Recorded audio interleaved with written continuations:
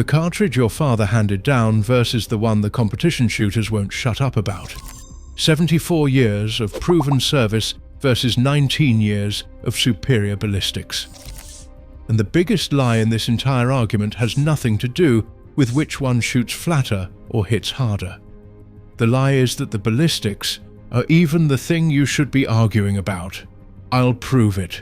But first, the numbers, because nobody in these comments is going to let me skip the homework. At 300 yards, these two cartridges are nearly identical. The trajectory difference is measured in fractions of an inch. The energy difference is negligible. If you're hunting whitetail inside 300 yards, which is where the vast majority of deer in America are taken, there is no meaningful ballistic advantage to either cartridge. Buy whichever one your rifle shoots more accurately and go hunt. That's not a controversial opinion. That's physics. The separation starts at 500 yards. A 143 grain 6.5 CREEDMOOR ELDX drops about 44 inches at 500. A 150 grain .308 ballistic tip drops about 51 inches, 7-inch difference. Meaningful but correctable with a scope turret in 2 seconds. Here's the number that actually matters. Wind drift. In a 10 miles per hour crosswind at 500 yards, the 308 drifts 20.8 inches. The 6.5 CREEDMOOR drifts 14.7 inches, 6 inches less drift. And at 1,000 yards, the gap becomes a canyon. The 308 drifts over 100 inches. The 6.5 CREEDMOOR drifts about 76 inches. That's 2 feet of difference from wind alone. Drop you can calculate. You know the distance, you dial the turret, and the bullet goes where the math says it should. Wind you can't. Wind changes between the time you read it and the time the bullet arrives. Wind is different at the muzzle, at mid-range, and at the target. Wind is the reason you miss at distance, not drop. The 6.5 CREEDMOOR resists wind better than the 308. Higher ballistic coefficient, less drag. The long, slender 6.5mm projectile cuts through air more efficiently than the wider 30 caliber bullet, and the supersonic window is longer.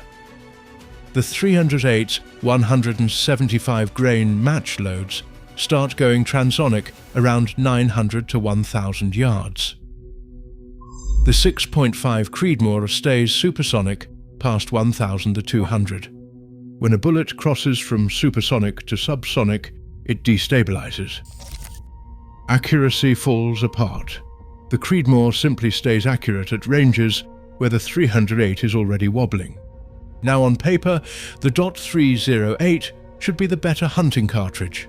Wider bullet, heavier projectile, more energy at the muzzle. But hunters who've taken deer, elk, and hogs with both cartridges consistently report no appreciable difference in wound channels at reasonable distances. A 6.5mm, 140 grain bullet has a sectional density of 0.287. A .308 180 grain bullet comes in at 0.271. The narrower, longer 6.5mm bullet penetrates deeper relative to its weight. It punches above its class. Both cartridges will ethically take any deer-sized game in North America inside 500 yards. Arguing that the .308 kills deer better, inside 300 is arguing about a difference that doesn't exist in the field. And if you're wondering about the military angle, US Special Operations Command adopted the 6.5 CREEDMOOR for some precision rifle platforms. When SOCOM picks a cartridge, it's based on testing, not tradition. So if the CREEDMOOR wins on ballistics past 500 yards, wins on wind drift at every distance, wins on terminal performance per unit of bullet weight, and wins the endorsement of the most demanding shooters in the US military, why is there still a debate? If this is your first time on this channel, subscribe. I break down caliber myths with verified numbers every week, and what I'm about to say is going to make half of you uncomfortable. Because the debate isn't about ballistics, it never was. It's about three things. Barrel life. A match-grade .308 barrel holds accuracy for around 5,000 rounds. A 6.5 CREEDMOOR barrel lasts about 2,000 to 3,000.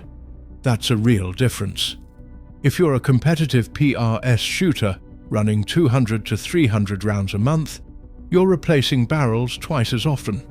A quality barrel and chamber job runs roughly $600.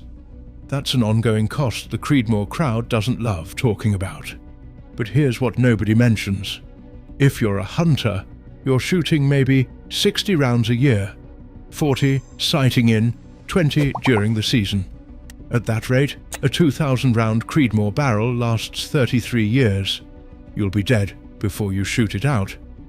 The barrel life argument is a competition shooter problem, being used by hunters who'll never put 500 rounds through their rifle. And they know it. Ammo cost. In 2026, match-grade .308 and match-grade 6.5 CREEDMOOR are within pennies of each other, dollar per round, give or take. The .308 has a lower floor because steel-cased plinking ammo exists in .308 and basically doesn't in CREEDMOOR. If you want to dump cheap ammo through a semi-auto battle rifle, the .308 wins on cost.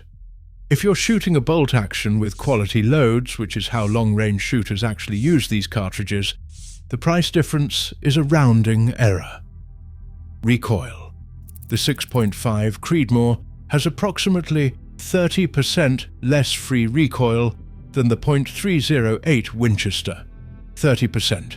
That's not subtle. You feel it on the first shot and you really feel it on the 20th. Less recoil means you flinch less.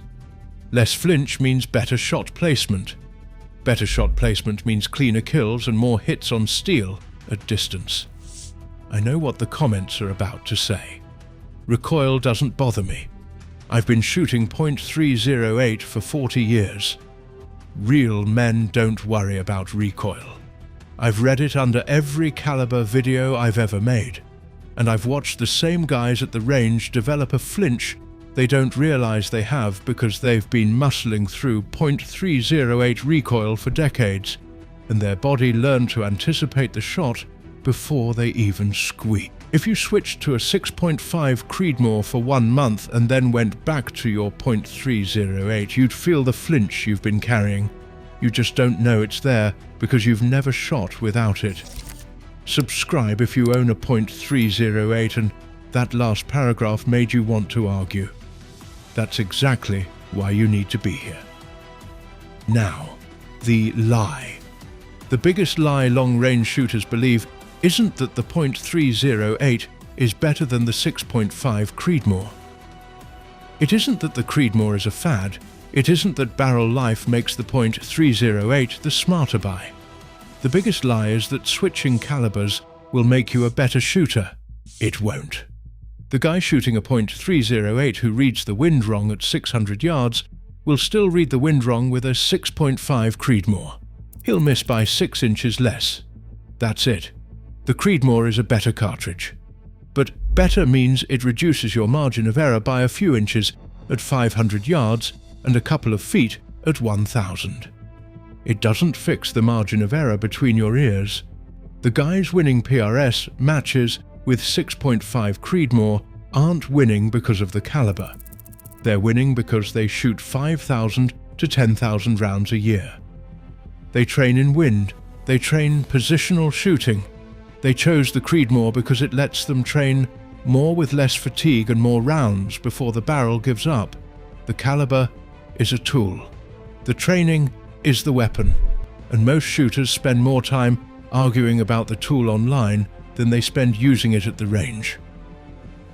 So here's my actual recommendation, and I'm going to be more specific than anyone else making this video, because I know who's watching. If you own a .308 bolt gun, and you shoot inside 500 yards, keep it. Don't sell it.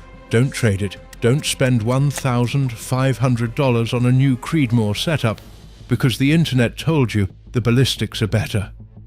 Take that $1,500 and spend it on ammunition and range time for the rifle you already own. 1,000 rounds of quality .308 and 10 trips to a 600-yard range will make you a better shooter than any caliber switch ever could. Your .308 is not holding you back. Your round count is.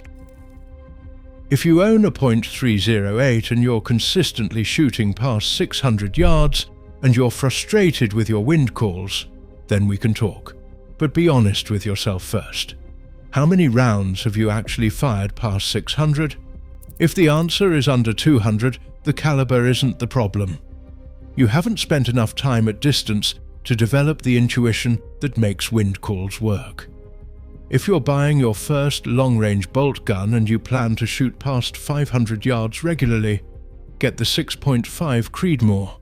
The ballistic advantage is real. The recoil advantage is real.